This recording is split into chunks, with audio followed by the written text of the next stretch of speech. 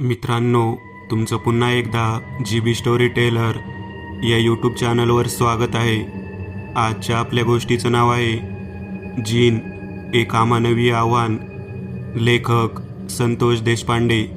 पण गोष्ट सुरू करण्याआधी जर कोणी या चॅनलवर पहिल्यांदाच आलेले असाल तर त्यांनी या चॅनलला सबस्क्राईब करायला विसरू नका.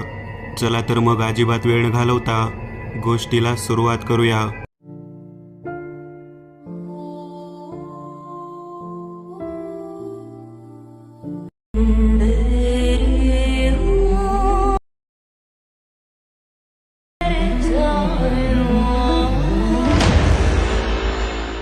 विविध धर्मामध्ये वेगवेगळ्या प्रकारच्या काही सत्यवादी, काही असत्यवादी शक्ती असतात.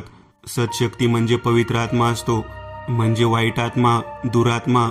ही कहाणी माझ्या एका मित्राने त्याच्या बाबतीत घडलेली सांगितली आहे. पवित्र आत्मा असणारा व्यक्ती, त्याला विशिष्ट समाजामध्ये जीन असे संबोधले जाते. माझा मित्र यासिर हा नेहमीप्रमाणे त्याच्या भावासोबत म्हणजे जुनेसोबत मशिदीच्या मागच्या भागांमध्ये असलेल्या मोकळ्या रानामध्ये गेलेला होता. त्या ठिकाणी अप्रतिम असं निसर्ग सौंदर्य होतं. चिंचेचे झाडं आणि अनेक वृक्षवल्ले होत्या. तेथूनच काही मागल्या अंतरावरती एक मोठं कब्रस्तान होतं. वेगवेगळ्या गोष्टींबाबत पैज लावायचा जणू त्यांनी सपाटाच लावलेला होता. त्या दोन्ही भावांना त्या भागात पैज लावणारे भाऊ म्हणून ओळखलं जात होतं. काही जरी झालं तरी कोणत्या ना कोणत्या गोष्टीत पैज लावली जायची. यासीन आणि जुनेद हे दोघे जण सख्खे भाऊ असले तरी अतिशय चांगल्या पद्धतीचे मित्रसुद्धा होते. कुतूहलात्मक ज्या ज्या गोष्टी होत्या त्या सर्व गोष्टी, त्यांच्या पाठीमागचं रहस्य जाणून घेण्यासाठी ते सदैव तत्पर असायचे. साधारण ते दोघेही जण 10 ते 12 वर्षाचे असतील. त्या काळातील आहे हे. दोन्ही जण कोणत्या ना कोणत्या रीतीने जत्रेत, यात्रेत वेगवेगळ्या पद्धतीच्या गोष्टी त्यांचे आव्हान स्वीकारत होते. जुनेद आणि त्याच्या मित्रमंडळीमध्ये असं कोणतं आव्हान राहिलं आहे जे आम्ही स्वीकारलं नाही, अशा बडाया मारायला सुरुवात केली होती. जेमतेम 10-12 वर्षाची ही सर्व मुलांची चौकडी, त्यांच्यासोबत असलेले सर्व मित्र ज्या ठिकाणी जायला नको त्या ठिकाणी सुद्धा जात होते. असंच एकदा जुनेद आणि यासिर या दोघांसमोर गावातल्या मित्रमंडळींनी आव्हान ठेवलं. एक असं झाड होतं की त्या झाडाजवळ रात्रीच्या वेळी जाऊन तिथे ठेवलेला जो कोहळा होता तो घेऊन यायचा होता. विशिष्ट व्यक्ती पूजेसाठी त्या ठिकाणी कोहळा ठेवत होता असे सर्वांना माहीत होते आणि तो पूजाविधी झाल्यानंतर त्या कोहळ्याला कोणी स्पर्श करायचा नाही असं सुद्धा सर्वांना माहीत होतं. परंतु जुनेद आणि यासिर या दोघांनी ते आव्हान स्वीकारलं. आपल्या घराच्या बाहेरच्या भागांमध्ये झोपणारे हे दोन्ही लहान मुलं आपल्या मित्रांसमवेत दसऱ्याच्या सणाच्या वेळेला रात्री बाहेर पडलेले होते. गल्लीतील सर्व मित्रमंडळी देवीच्या मंडपाच्या समोर खेळत असताना एका विशिष्ट पद्धतीचा कोहळा पूजेसाठी वापरला जातो आणि त्या झाडाखाली ठेवला जातो आणि त्या ठिकाणी आपल्याला जायचं आहे हे त्यांनी दोघांनी चांगल्या रीतीने खूनगाठ बांधून ठरवले होते. मित्रांना ते बोलत होते की आम्ही जर दोघं जाऊन आलो तर तुम्ही आम्हाला शर्यतीमध्ये काय देणार. तेव्हा त्यांनी सांगायला सुरुवात केली, जर तुम्ही दोघं त्या ठिकाणी जाऊन तो कोहळा घेऊन आलात तर त्या कोहळ्याच्या वजना एवढं दूध आम्ही तुम्हाला देऊ. मुलं जी त्यांच्यासोबत खेळत होती ती सर्व गवळी कुटुंबातील होती. त्यांनी आपल्याच घरातील 2-2 तांबे दूध आणून एक हांडा गच्च भरून दूध द्यायचं ठरवलं. जुनेद आणि यासीन हे दोघे जण तयार झाले. देवीच्या आरतीच्या वेळेला यांनी तेथून काढता पाय घेतला आणि ते थेट त्या झाडाच्या दिशेने निर्मनुष्य ठिकाणी जायला निघाले. बरंच अंतर पार करून गेल्यानंतर समोर ते झाड दिसत होतं. त्यांच्या पाठोपाठ त्यांचे मित्रसुद्धा दूर अंतरावरती थांबून ते दृश्य पाहत होते. एका बैलगाडीच्या आतमध्ये बसून त्यांनी तो सर्व भाग पाहायला सुरुवात केली. अखेर त्या दोघांनी कोणत्याही प्रकारची भीती न बाळगता त्या झाडापर्यंतचा प्रवास पूर्ण केला. तो कोहळा हातात घेतला आणि ते थेट परत त्या ठिकाणी आले. त्या दोघांचं धाडस पाहिल्यानंतर या सर्व मुलांना धडकी भरली. त्यांनी त्यांना हांडाभर गच्च दूध बक्षीस म्हणून आणून दिलं. ते सर्व दूध घरी नेऊन त्यांनी आपल्या परिवारासमोर ठेवून चुलीवरती भांडं ठेवून त्यात बासुंदी बनवली आणि त्याचा आस्वाद घ्यायला सुरुवात केली. आजी आजोबा, काका काकू, आई वडील या सर्वांना त्या दोघांचं कौतुक होतं. परंतु त्यांनी केलेलं कौतुक पुढे त्यांना किती महागात पडेल याची काहीच माहिती नव्हती.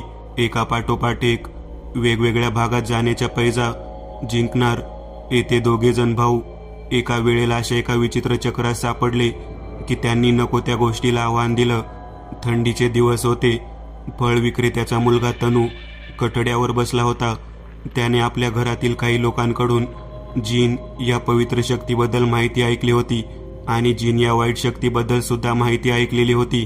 त्याने ऐकलं होतं की त्यांच्या गावातील मशिदीच्या मागच्या भागांमध्ये जिथे चिंचेचे झाड आहे तेथून काही अंतरावरती एक मोठं कब्रस्तान आहे आणि त्या कब्रस्तानाच्या आणि त्या मशिदीच्या चिंचेच्या झाडाच्या आवारामध्ये रात्रीच्या वेळी एक जीन फिरत असतो.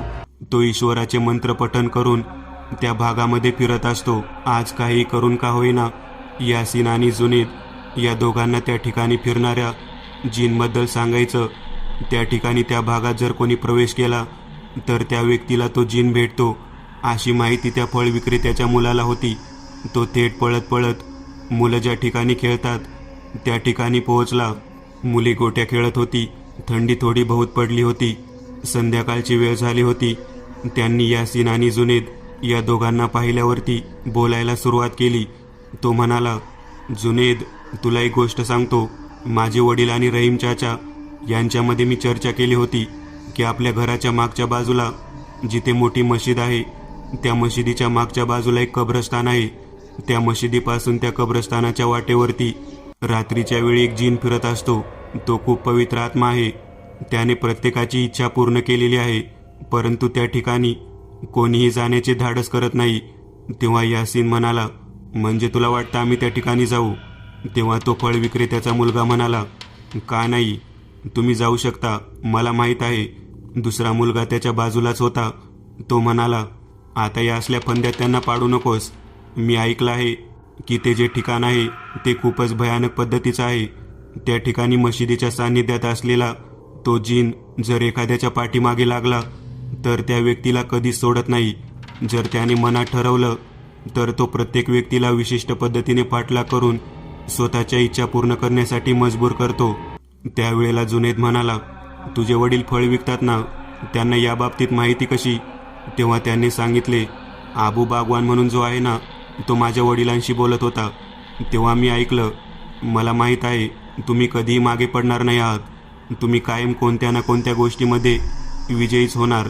जुनेद म्हणाला, मशिदीच्या मागच्या भागांमध्ये जायला काही हरकत नाही, परंतु जर तू सांगतोस त्या पद्धतीने तो जर आमच्या पाठीमागे लागला तर नेमकं काय करायचं याची सुद्धा माहिती असायला हवी.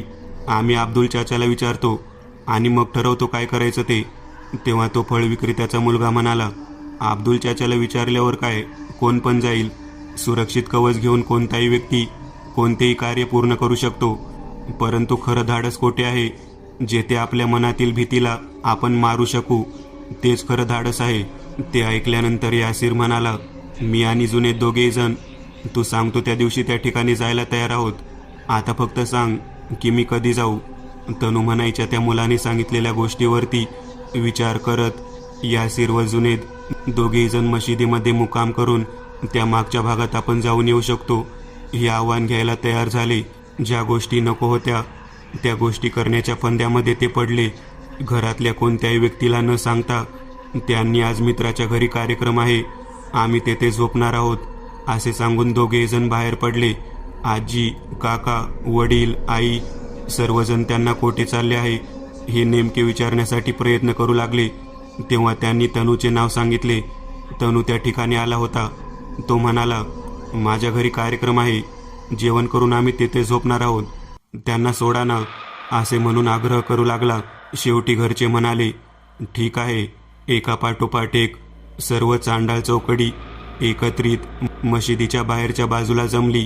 मशिदीच्या मागच्या बाजूला चिंचेचे झाड होतं आणि तेथून पलीकडचा जो संपूर्ण भाग होता तो थेट कब्रस्तानला जाणारा होता. जुनेद यासीरला म्हणाला, आपल्याला रात्री थंडी वाजू नये म्हणून मी तनूला काही गरम कपडे आणायला सांगितले होते, त्याची पिशवी कुठे आहे? तेव्हा तनूने 2 ब्लँकेट 2 मफलरी त्या दोघांकडे दिल्या आणि म्हणाला, तुमची सोय मी केली आहे, आपली सोय झाली, आता आपण हे आव्हान घ्यायला तयार आहोत. अशा पद्धतीने त्या दोघांनी सर्वांना सांगितले. तुम्ही इथून जाऊ शकता. मग काय, बरेच लोक मशिदीतून आपल्या घराकडे निघून गेले होते. त्या दोघांनीही मशिदीच्या मागच्या भागांमध्ये मुक्काम करायचं म्हणून सर्व साहित्य घेऊन तेथे झोपण्यासाठी गेले. मध्यरात्र होऊन गेली. मध्यरात्रीच्या काळामध्ये समोर पाहिले असता पांढरा शुभ्र प्रकाश पडलेला होता.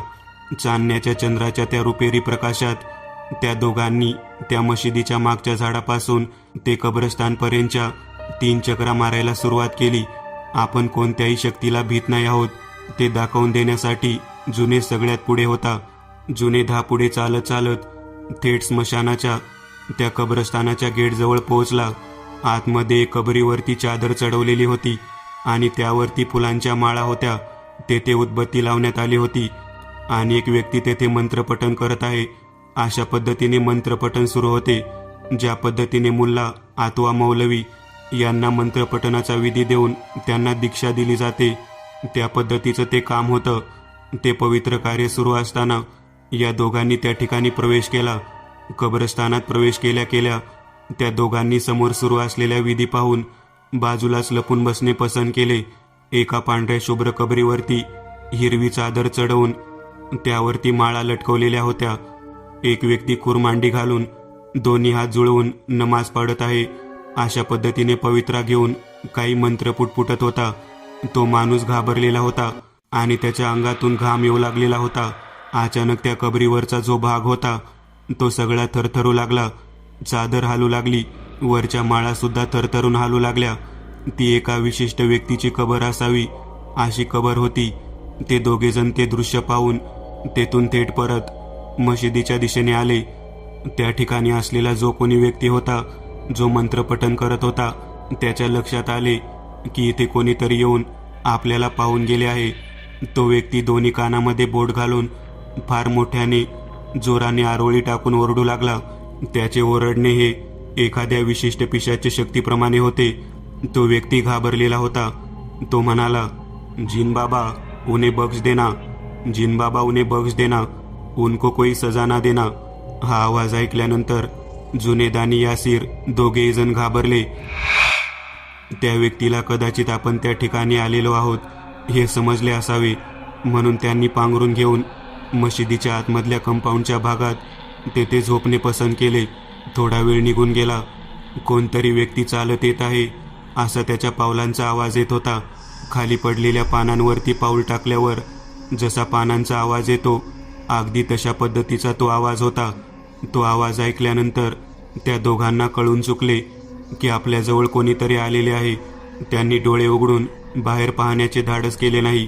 केवळ थोडेसे पांघरलेले पांघरून अलगद बाजूला सारून त्याच्या पटीतून बाहेर पाहायला सुरुवात केली. तेव्हा संपूर्ण शरीरावरती शुभ्र पांढऱ्या रंगाचा ड्रेस घातलेला एक व्यक्ती होता. त्याच्या खालच्या भागामध्ये पाहण्यासाठी प्रयत्न केला, परंतु त्याचे पाय दिसत नव्हते. थोडे अंतर दूर गेल्यावर तो व्यक्ती तसाच अलगद हवेत चालावा त्या पद्धतीने चालत होता. जुनेद यांनी बाहेर डोकावून त्या व्यक्तीला पाहण्याचे धाडस केले. तो व्यक्ती सरळ स्मशानाच्या दिशेने निघालेला होता.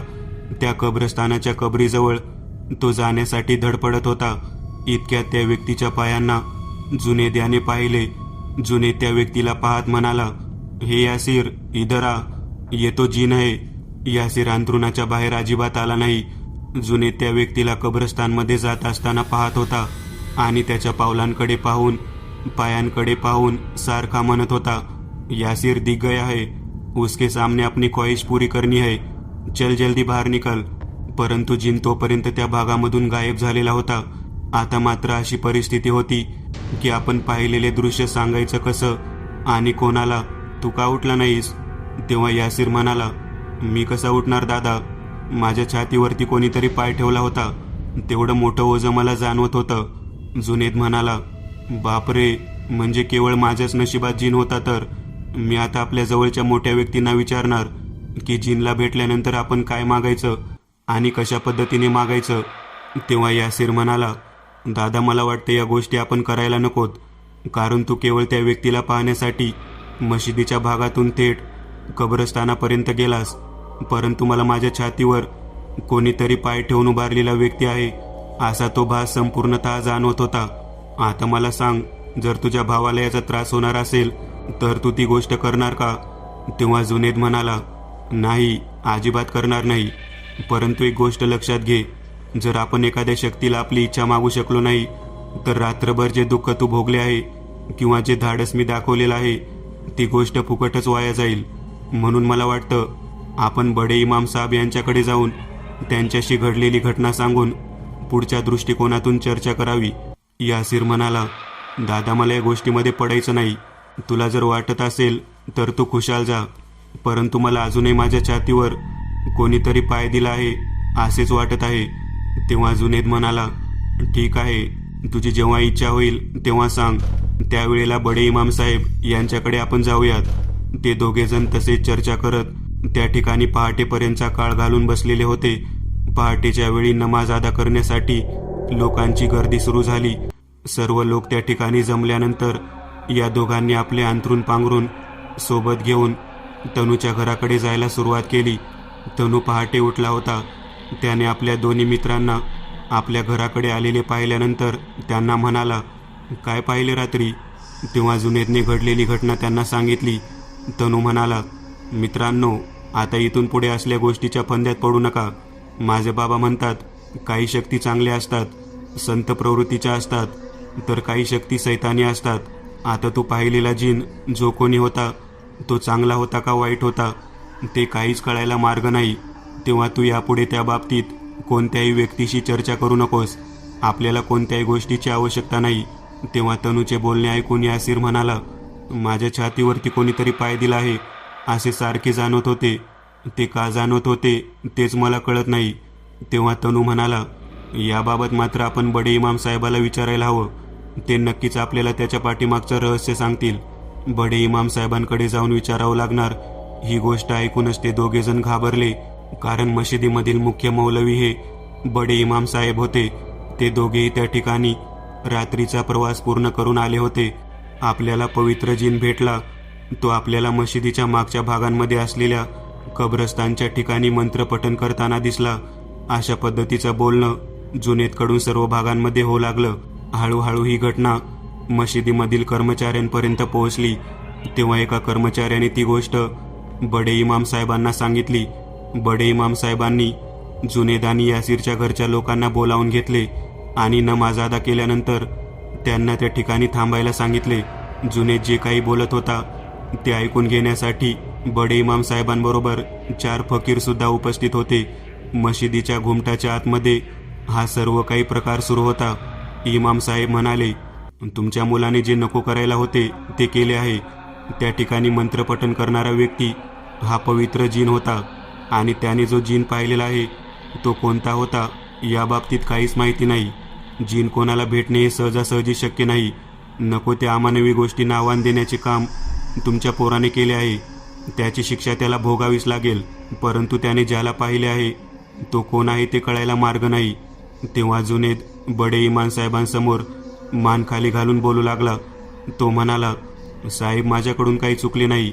तेव्हा इमाम साहेब म्हणाले, दुसऱ्याच्या जागी त्या भागात जाऊन त्याचा चाललेला जो काही विधी आहे तो पाहणे ही सुद्धा चूक आहे. तो व्यक्ती विधी चालू असताना काय म्हणाला ते तुम्ही सांगितले. जिन बाबा इने बख्श दो असे का म्हणाला असेल? कारण तुम्ही त्या जिनच्या हद्दीमध्ये गेला होता. काही ठराविक वेळेपुरते तू ते पाहिलेस व परत तू आलास. परंतु पुन्हा जेव्हा तू अंगावरचे ब्लँकेट बाजूला काढून त्यांचा पाठलाग करून त्या ठिकाणापर्यंत गेलास, ती गोष्टच मुळात तुझ्याकडून चुकीची घडलेली आहे व अमानवी शक्तींना आव्हान देण्याचे काम तू केलेले आहे. यासिर इमाम साहेबांचे बोलणे ऐकून घेतल्यानंतर आपल्या आजी आजोबांकडे पाहत म्हणाला, भैयाने काहीच केले नाही. भैयाला यातील काहीच माहिती नव्हते. आम्हाला या बाबतीत तनूने सांगितले. तनू म्हणाला की मागच्या भागांमध्ये एक जिन फिरतो.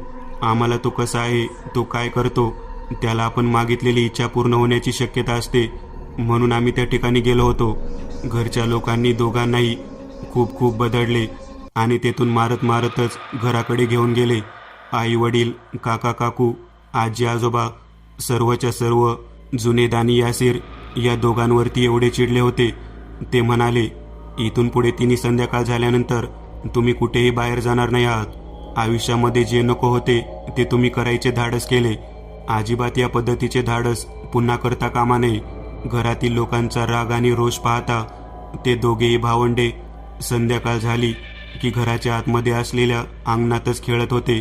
त्या दोघांवरती घरच्या लोकांनी संपूर्णतः लक्ष ठेवले होते. तब्बल 1 वर्षाच्या कालावधीनंतर त्याच दिवशी त्याच रात्री एक वेगळा प्रकार त्या दोघांना जाणवला. 1 वर्ष काही झालं नव्हतं, मात्र ज्या दिवशी ते हिवाळ्यामध्ये तेथे गेले होते त्या दिवशी बरोबर 1 वर्षाने दोघे जण त्या खोली झोपले होते. ज्या बाजेवर झोपले होते ती बाज अलगद कोणीतरी उचललेली आहे असा भास त्यांना होऊ लागला. ती बाज अलगद उचलून त्या स्लॅबच्या जवळपास पोहोचलेली त्यांना जाणवत होते. ते दोघे जण ओरडायचा प्रयत्न करत होते, परंतु खाली पाहिल्यावरती एक पांढऱ्या शुभ्र कपड्यांमधील व्यक्ती तेथे बसून मंत्रपठण करत आहे असे दिसत होते. ते दोघे जण मोठमोठ्यांदा ओरडत होते, परंतु त्यांचा आवाज कोणाला जात नव्हता. अखेर खाली बसलेल्या त्या व्यक्तीने एक तिरकी नजर वरच्या दिशेने करून त्यांच्याकडे पाहिले. त्यांची नजर एवढी भेदक आणि भयानक पद्धतीची होती की ते दोघे जण त्याला पाहून वरच बेशुद्ध पडले. त्या बाजेवरती तशाच अवस्थेत पडल्यानंतर त्यांना जेव्हा जाग आली तेव्हा सकाळ झाली होती. आजूबाजूला पाहिले तेव्हा बाज आहे या परिस्थितीत होती आणि जवळपास कोणीच नव्हते. यासिर आणि जुनेद दोघे जण बाजेवरून उतरून थेट पळत पळत आपल्या आजोबांकडे गेले आणि त्यांना सांगू लागले की रात्री असे घडले. आजोबांनी डोक्याला हात लावला. जुनेद म्हणाला, आजोबा, मी कब्रस्तानमध्ये जेव्हा गेलो होतो तेव्हा त्याच व्यक्तीला मी पाहिले होते. तोच व्यक्ती बरोबर त्या ठिकाणी खाली मंत्रपठण करत होता. मला कळत नाही हे नेमकं काय चाललं आहे. आजोबांनी डोक्याला हात लावला. आजोबा घरातील बाकीच्या लोकांना बोलावून म्हणू लागले की पोरांना त्या शक्तीने सोडून दिलेलं नाही. ती शक्ती बरोबर 1 वर्षानंतर पुन्हा एकदा त्यांना त्रास द्यायला आलेली आहे. रात्री घडलेला प्रकार ऐकल्यानंतर प्रत्येक व्यक्ती त्या बाजेकडे, त्या खाली बसलेल्या ठिकाणाकडे पाहत होते. तेथे काही चित्रविचित्र जाणवत नव्हतं, परंतु ती दोन्ही मुलं भयंकर घाबरलेली होती. घरातील सर्व माणसे पुन्हा एकदा त्या दोघांना इमाम साहेबाकडे घेऊन गेले. 4 फकीर बाजूला होते. इमाम साहेबांनी सांगितलं की हे घडण्यामागचं कारण काय आहे ते जर शोधायचं असेल तर पुढच्या वर्षीच आपल्याला ते समजेल. आजोबा म्हणाले, आता घडून गेलेली घटना अशा पद्धतीची का होती ते कळायला काही करावे लागेल का? तेव्हा इमाम साहेब म्हणाले, जर तो पवित्र आत्मा असेल, तो पवित्र जिन असेल तर तुमच्या मुलांना काहीच होणार नाही. परंतु जर तो अपवित्र असेल आणि तो भयानक पद्धतीचा असेल तर मग मात्र नक्कीच उपाय करावा लागेल. मी तावीज दंडाला आणि गळ्यात बांधण्यासाठी देतो, तुम्ही निश्चिंत राहा. तेव्हा त्यांनी ताबीज दिले आणि दोघांनी ते परिधान केले. ताबीज दिल्यानंतर परत कधी त्यांना त्या पद्धतीची घटना वर्षभर तरी जाणवली नाही. बरोबर आहे 1 वर्ष पूर्ण झाल्यानंतर त्याच दिवशी जुनेच्या आजोबांचे निधन झाले. पहाटेचे आजोबा निघून गेले. दुपारी कब्रस्तानमध्ये दफनविधी झाला. जुनेद यासिर दोघे जण आजोबांच्या आठवणीमध्ये खूप रडत होते. त्यांचा चाचा त्यांना समजावून सांगण्याचा प्रयत्न करत होता. तिने संध्याकाळी सगळेजण घरी आल्यानंतर आजच्या दिवशी 2 वर्षापूर्वी आपण नको ते आव्हान स्वीकारले होते याची जाणीव जुनेदला झाली. जुनेचा चाचा इम्रान बाहेरच झोपलेला होता. घरातील व्यक्तींना माहीत होते की मुलांच्या बाबतीमध्ये चित्रविचित्र घटना घडणारा दिवस आजचा आहे, त्यामुळे सगळेजण लक्ष ठेवून होते. बरोबर मध्यरात्रीच्या वेळी यासिर आणि जुनेद या दोघांना त्यांचे आजोबा हाक मारत आहेत अशी आरोळी ऐकू येऊ लागली. आजोबा त्या दोघांच्या डोळ्यासमोर येऊन म्हणत होते, माझ्या छातीवर त्याने पाय दिला आहे, माझा दम छाटत आहे. पोरांनो, त्या जागेवरून दगड हटवा, त्या जागेवरून दगड हटवा. आता मात्र काय करावे कळेना. ते दोघे जण झोपेतून उठले आणि आपल्या इमान चाच्याला, वडिलांना सर्व घडलेला प्रकार सांगू लागले. तो सर्व प्रकार ऐकल्यानंतर चाचा आणि त्याचे आबा त्या दोघांना म्हणाले, तुम्ही कुठे काही ठेवून आला आहात का? ते नीट आठवा, नाहीतर पुन्हा एकदा आपल्याला मशिदीत जावे लागेल. ते दोघे जण आठवत होते, परंतु त्यांच्या लक्षात येत नव्हते. अखेर मशिदीमध्ये गेल्यानंतर इमाम साहेबांनी सांगितले, यांनी मशिदीच्या मागच्या भागामध्ये जेथे मुक्काम केला होता तेथेच काहीतरी त्यांनी ठेवले आहे. तेव्हा मागच्या भागात शोधले असता तेथे एक चौकोनी आकाराचा दगड जो तनूने दिला होता तो ठेवलेला होता. तो दगड पाहिला तेव्हा यासिर म्हणाला, हा दगड मीच ठेवला होता, झोपताना डोक्याला उशी असावी म्हणून ठेवला होता. मग तो दगड उचलून मशिदीच्या कंपाऊंडच्या बाहेर फेकण्यात आला. तेव्हापासून पुढे 8 ते 10 वर्ष कोणताही त्रास होत नव्हता. 10 वर्षानंतर मात्र जुनेदचे लग्न झाले आणि दुसऱ्या दिवशी सुहागरात्रीच्या वेळी त्यांच्यासमोर एक पांढरी आकृती येऊन उभा राहिली. जुनेद आपल्या पत्नीला जवळ घेण्यासाठी गेला होता आणि त्याच्यासमोर भिंतीच्या बरोबर वरच्या बाजूला एक पांढरी आकृती अगदी खूप वर्षांपूर्वी त्याने जशी कब्रस्तानात पाहिली होती तशी समोर उभा राहिलेली दिसली. एकदम सुगंधित अत्तराचा वास खोलीमध्ये दरवळत होता. ती आकृती पाहिल्यानंतर जुनेद आपल्या पत्नीला त्या ठिकाणी तसा सोडून खोलीच्या बाहेर पळून आला. बाहेर त्याचे आबा, चाचा, यासीर हे सर्वजण उपस्थित होते. अचानक मुलाला या पद्धतीने बाहेर आलेले पाहिल्यानंतर ते घाबरले. ते जुनेदला विचारू लागले. जुनेद काहीच बोलण्याच्या मनस्थितीत नव्हता. तो वेड्यासारखा करू लागला. एखाद्या पछाडलेल्या व्यक्तीने जसे करावे तशा पद्धतीचे त्याचे वेड्यासारखे चाळे सुरू झाले. आतमध्ये असलेली त्याची बायको घाबरून मोठमोठ्यांदा ओरडत बाहेर पळत आली. तिला जुनेदच्या आईने आपल्या छातीशी कवटाळून धरून विचारले की आत काय आहे, तू असे का ओरडतेस? तेव्हा ती म्हणाली, एक पांढरा शुभ्र पोशाख असलेला व्यक्ती माझ्यासमोर नग्न अवस्थेत उभा राहिला. तो माझ्या केसांच्या मागच्या बाजूला येऊन काही चाळे करत होता. प्रथम मला वाटले की माझा नवराच आहे, परंतु जेव्हा मी आरशात पाहिले तेव्हा संपूर्ण पांढरा शुभ्र पोशाख, डोळेही पांढरे फेक असा एक व्यक्ती माझ्यासमोर मला दिसत होता. मी घाबरून ओरडत होते. तो माझ्या केसांना असलेला वास घेण्याचा प्रयत्न करत होता. मी मोठ्याने ओरडल्यावर तो गायब झाला. हा प्रकार ऐकल्यानंतर मात्र घरातील सर्व लोक हादरून गेले. तब्बल 10-12 वर्षांपूर्वी घडलेली एक घटना आणि त्यातून आपल्या पाठीमागे लागलेले हे रहस्यमय विचित्र सत्र अजूनही थांबले नाही. जुनेद खूपच वेड्यासारखा करू लागला होता. त्याला छताच्या वरच्या बाजूला, घराच्या मागच्या बाजूला, जवळ आसपास कोणीतरी दिसत होतं आणि तो ओरडत होता, जा इथून, जा लवकर इथून. वेगवेगळ्या हाकीम, फकीराकडे, भूत उतरवणाऱ्या माणसांकडे नेण्यात आले, परंतु तो अजून तीव्र स्वरूपामध्ये वेड्याप्रमाणे वागत होता. त्याच्या बायकोला सुद्धा रात्रीतून तो व्यक्ती तिच्या केसांसोबत चाळे करत आहे हे दिसत होते. खूप व्यक्तींनी नाना उपाय सांगितले, परंतु कोणताच उपाय पूर्णत्वास येईना. अखेर जुनेद व यासीरने ज्या दिवशी त्या ठिकाणी प्रवेश केला होता, अगदी त्याच दिवशी कित्येक वर्षांनी जुनेद आणि त्याच्या बायकोने त्याच खोलीत फास घेऊन आत्महत्या केली. ते दोघेही जण पूर्ण नग्न अवस्थेत घराच्या छताला लटकत होते. हे पाहिल्यानंतर मात्र यासीर, आब्बा, चाचा, चाची, आई सगळेजण भेदरून गेले. त्या मुलीचे वडील, आई, भाऊ आपल्या मुलीला मेलेल्या अवस्थेत पाहून प्रचंड आक्रोश करत होते.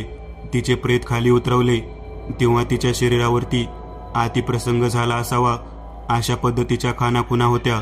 त्या दोघांचेही प्रेत कब्रस्तानमध्ये दफन करण्यात आले. यासीर डोक्याला हात लावून बसला होता. तनू आणि बाकीची गवळी वाड्यातील मित्रमंडळी त्याची समजूत घालण्यासाठी आलेली होती. तनू म्हणाला, लहानपणी केलेली एक चूक किती महागात पडली रे. तेव्हा यासीर त्याला म्हणत होता, माझा भाऊ, त्याची बायको दोघेही जण त्रास सहन होत नाही म्हटल्यावर फास घेऊन आत्महत्या करून मेले. मला वाटतं जुनेदने कब्रस्तानात जायला नको होतं, माझ्यासारखं तेथेच थांबायला हवं होतं. काही दिवस गेल्यानंतर यासीरचं सुद्धा लग्न लावून देण्यात आलं. बरोबर लग्न लावल्यानंतरच्या दुसऱ्या दिवशी यासीरला सुद्धा तो पांढऱ्या शुभ्र अंगरखा घातलेला व्यक्ती त्याच्या खोलीत दिसू लागला. तो चित्रविचित्र पद्धतीने ओरडत बाहेर आला आणि इम्रान चाचाला हाका मारू लागला. इम्रान चाचा यासीरकडे पाहत म्हणाला, नेमके काय होते? तेव्हा त्याने सांगितलं, जसं जुनेदला तो व्यक्ती दिसत होता तसाच मला सुद्धा तो व्यक्ती दिसत आहे. चाचा, आम्हाला वाचवा, काही करून वाचवा. तेव्हा ते दुसऱ्या दिवशी सकाळी मशिदीत गेले. मशिदीत गेल्यानंतर इमाम साहेबांनी दिलेल्या हजरत निजामुद्दीन दर्ग्यामध्ये जायला सांगितले. ते म्हणाले, जीन, खवीस, कोणत्याही पद्धतीची वाईट शक्ती जर मागे लागली असेल, ती जर त्रास देत असेल तर तिला घालवण्यासाठी निजामुद्दीन शाह यांचा दर्गाच उपयोगी पडतो. सर्व कुटुंबातील व्यक्ती त्या ठिकाणी पोहोचले. यासीरच्या डोक्यावरती मोरपंखाचा झाडू धरण्यात आला आणि तेथे असलेल्या फकीराने समोर उभा राहून त्याला सांगायला सुरुवात केली. तो फकीर म्हणाला, या पोराने आणि याच्या भावाने एका अमान्य शक्तीला आव्हान देण्याचे कार्य केलं. याच्या भावाने तर त्या ठिकाणी सुरू असलेल्या विधीला पाहत नमस्कार सुद्धा नाही केला आणि उलट त्यांना आव्हान देऊन परत आला. इमाम साहेबांच्या ताबिजामुळं लगेच मृत्यू न होता तो व्यक्ती जेव्हा त्याच्या बायकोसोबत शारीरिक सुख घेण्यासाठी ते ताबीज काढून नग्न झाला, तेव्हाच त्याला त्या भयानक शक्तीने पछाडले. त्या शक्तीने त्याचे शरीर धारण केले आणि त्याला आणि त्याच्या बायकोला दोघांनाही आपल्या वासनेचे शिकार करून आत्महत्या करायला भाग पाडले. तेव्हा इम्रान चाचा म्हणाला, जिन तर पवित्र आत्मा आहे ना, मग असे कसे काय घडले? तेव्हा तो फकीर सांगू लागला, जिन 2 प्रकारचे असतात. एक सत्शक्तीवाले पवित्र आत्मा असणारे जिन जे आपल्याला सहसा भेटत नाही. आपल्यामध्ये जर तीव्र इच्छा असेल आणि ताकद असेल तरच भेटतात.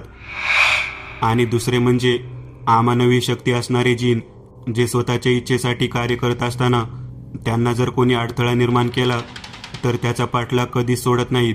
तुमच्या या जिवंत असलेल्या मुलाला सुद्धा त्यानेच घेरलेले आहे. याच्या मित्राने त्याला उशी म्हणून जो दिलेला चौकोनी दगड होता, त्या दगडाखालीच त्या जिनचे मुख्य स्थान आहे. मशिदीच्या मागे त्याला दफन करण्यात आले होते. तो दगड फेकून दिल्यानंतर आजोबाच्या छातीवर असलेला पाय बाजूला झाल्यासारखे वाटले. अगोदर यासीरच्या छातीवर पाय असल्यासारखे वाटत होते, तोही बाजूला झाल्यासारखे वाटले.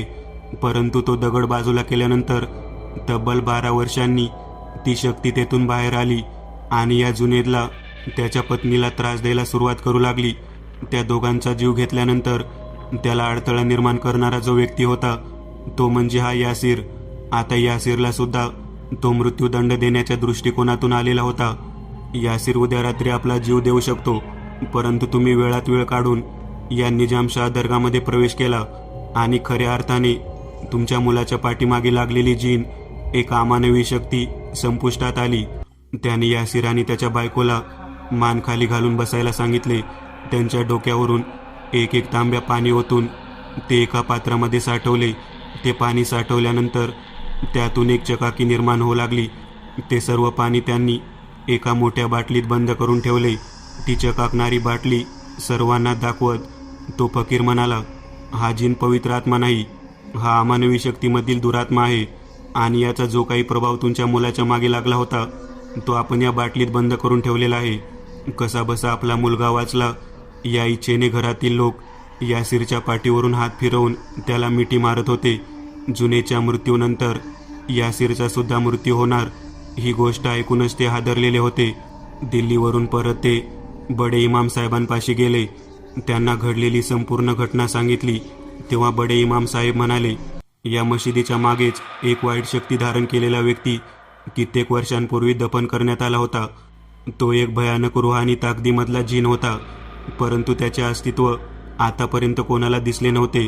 निदान तुमच्या मुलांच्या बाबतीत ही घटना घडून त्या रूहानी अमानवी जिनला मुक्ती तरी मिळाली. ते म्हणाले, जेथे आपली ताकद नाही, जेथे आपले काम नाही, अशा ठिकाणी आव्हान देण्याचे कार्य कधीच कोणी करू नये. मी एक नवीन चॅनल ओपन करत आहे, त्यावर तुम्हाला ॲनिमेटेड हॉरर स्टोरीज पाहायला मिळतील. त्या चॅनलची लिंक या व्हिडिओच्या डिस्क्रिप्शनमध्ये दिलेली आहे. चॅनलला सबस्क्राईब करायला विसरू नका. मित्रांनो, आज पुरतं एवढंच. तुम्हाला जर काही गोष्ट आवडली असेल तर नक्की लाईक करा. तुमच्यापैकी बरेचसे जण व्हिडिओ लाईक न करताच पळून जातात, पण हा जर व्हिडिओ तुम्ही लाईक केला तर मला जरा बरं वाटेल आणि असेच भारी भारी व्हिडिओ बनवायची माझ्यात एनर्जी येईल. त्यामुळे नक्की लाईक करा आणि अजूनही कोणी या चॅनलला सबस्क्राईब केलेलं नसाल तर लगेच सबस्क्राईब करून टाका आणि बाजूची घंटी ती मात्र दाबायला विसरू नका. देवाची घंटी आहे ती. चला तर मग पुन्हा भेटूया अशीच एक आगळी वेगळी गोष्ट घेऊन पुढच्या भागात.